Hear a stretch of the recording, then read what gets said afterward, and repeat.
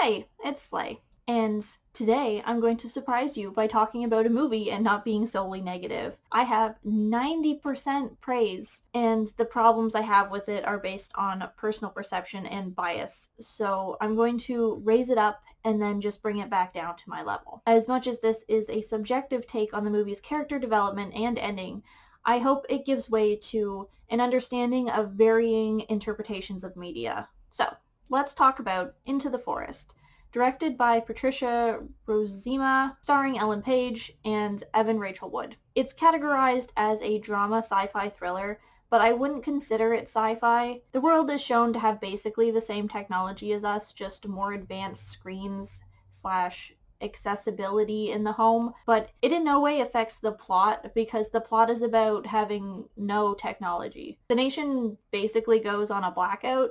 There's no access to electricity, gas, and therefore transportation, food, and resources. The premise is the age-old question of whether this family can survive.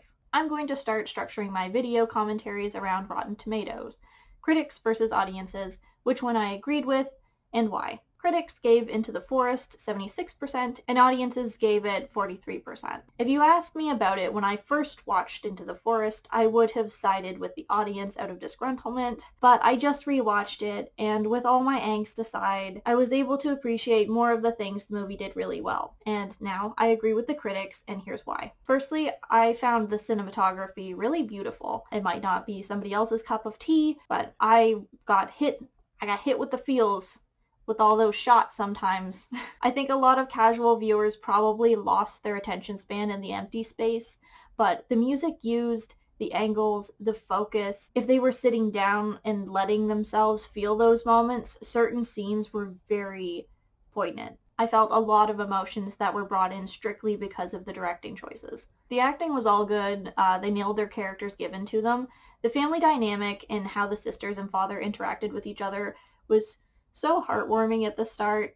They seem like a really well-balanced family. Like how Nell gets drunk and they pick her up. There's no judgment or parental scolding. There's just taking care of her and respect as an individual for choices she's made and probably regrets. They were supportive, they were witty, they were cute.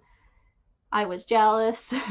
Unlike some movies that set up tension with poor payoff, this movie didn't. They run into scary bikers on their way back from a trip to town after the blackout, and it instills a sense of fear in other humans.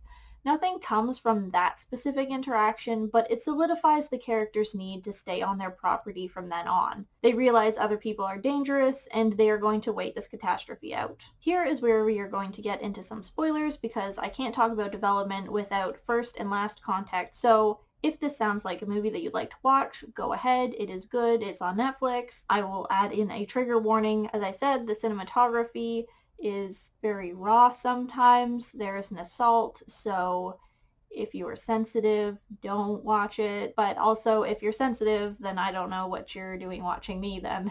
I enjoyed the pretext of a lot of things that happened, because nothing ever really felt random. Their father is portrayed as a self-proclaimed handyman, and that pays off in his use of the chainsaw to start the car.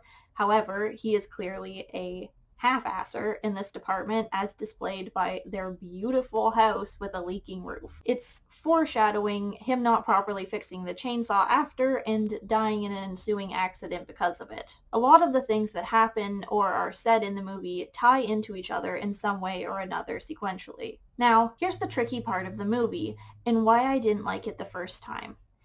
Eva. Naturally, viewers gravitate towards Nell as the strong lead, so Eva becomes the bitchy sister. That's just what our brains sometimes do. They form contrasts. I got stuck on how much I didn't like Eva. Once their father died, Eva became fairly useless. If she wasn't depressed, she was making selfish, poor decisions. Nell throughout the movie is shown continually stepping up and taking on more and more responsibility in Eva's absence. Now, this divide isn't nearly as expansive as my brain made it out to be. If one is good, the other doesn't become inherently evil. During my second watch through, it was easier to see Eva as a person rather than an opposition. And honestly, I think this movie was so good because it was realistic in that way. Sometimes people don't rise to occasions. Sometimes their value doesn't lie in their contributions. As much as that made the sisters an equal, that doesn't dehumanize Eva or just make her a bitch no matter how crazy she acts or the stuff she says. She is shown to have good times, it's just fluctuating. Like Eva describes it as black waves rolling over her. And it certainly didn't help that when she was well enough to be helpful by cutting wood, she gets raped. So it's just a continual fuck Eva, fuck Eva, fuck Eva over and over again, and I guess it only takes so much. I can't fault her on that. People are different, their abilities to cope with situations are different, and in the end, Ava felt fairly accurate to how her personality type would actually handle the situations that she is forced to endure. As with Nell, if you're programmed to step up, you keep stepping up until it breaks you. Which literally happens to Nell's back when she tries gardening alone. And in Eva's situation, if you can keep living with minimal effort, you will. And it's that understanding and part of the realistic nature of the dynamic that they had that made the movie unenjoyable for me because of my personal perspective. Eva doesn't deserve to be hated. She's just a human. She has every right to be depressed. She could have contributed a bit more, but at the same time, she also didn't deserve the hand she was dealt. So what are you gonna do? And as much as a lot of their bonding and interactions were very sisterly and strong, by the end, I'm just sitting there feeling like Nell got plowed over. She started the movie as a strong, opinionated, independent woman, and she gives everything up for her sister. She compromises herself to fill the role Eva needed, and in my eyes, it became sort of a codependence. This feeling first set into me watching Nell make Ava dinners, which Ava would come, take to eat, and then just give Nell the cold shoulder, all because Nell wouldn't let her waste resources. And I can attest to how difficult it is managing resources and someone mentally ill. In Nell's situation, you'd want to just say, well, fuck her if she's gonna be like that, not appreciating your effort. Make your own food. But at the same time, if you don't supervise them, they'll probably do something wrong and waste resources in the process. Eva couldn't be trusted.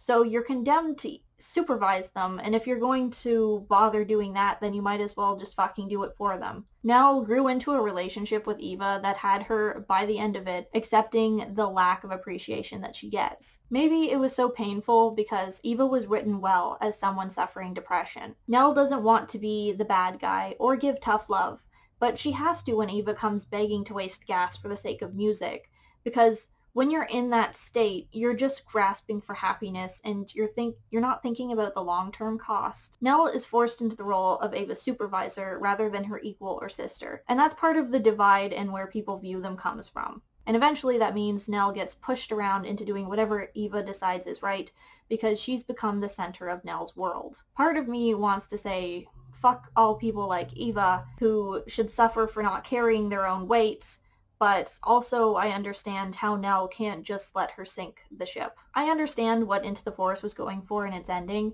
It wasn't just about those two sisters. It was about people as a whole finding familial bonds, abandoning the crutches of their technology, and returning to something simpler, pure. But in that last shot, all I see is Eva holding her baby, being a burden, and Nell carrying the weight on her back for the both of them. I hated this sort of codependent bond that turned Nell into an overworked slave to her unstable, selfish sister. And that's the ending that I felt. Generally, though, the deepness and the bonding was heartwarming because family, so I don't know, I'm just broken.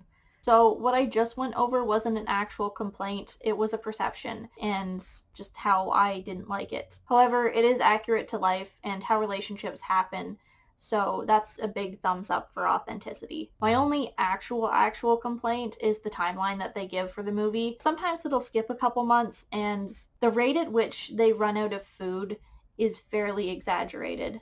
Like, how much food could they have possibly had in their pantry? They still have canned stuff by 8 months in. They don't even bother scavenging until 6 months in. It takes 15 months before Nell is compelled to even try hunting because Eva needs prenatal B12 or whatever. Also, after Eva is assaulted, Nell goes hard on barricading the walls, windows, and so forth of the house to make her feel safe. She clearly knows how to use a hammer and nails and has the materials lying around to do so, but not once do either of them bring up or try to fix the ceiling. It's symbolic to have a leaking roof by the end.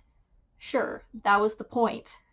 But what have they been doing all day for a year? Fix the damn roof. So yeah, Into the Forest was a good movie, ruined by my overactive brain. I did actually enjoy it for the most part, and I think it was beautifully shot. I also think we need to stop selling strong characters that have to settle for subservient lives as a victory in the end, just because they're still together and happy. Maybe I should just call reviews Slady's Salt. It's a working title. If you have seen Into the Forest and have any opinions, drop them in the comments below. Let me know if you can at all see what I saw in the ending, or if I'm just crazy. So until next time, bye.